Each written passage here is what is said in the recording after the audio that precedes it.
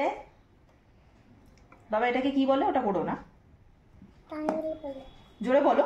Triangle বলে। এটা triangle. বাহ, ভেরি গুড। আচ্ছা, এটাকে কি বলে? রেক্ট্যাঙ্গেল। জোরে বলবে, হ্যাঁ। বাহ, রেক্ট্যাঙ্গেল।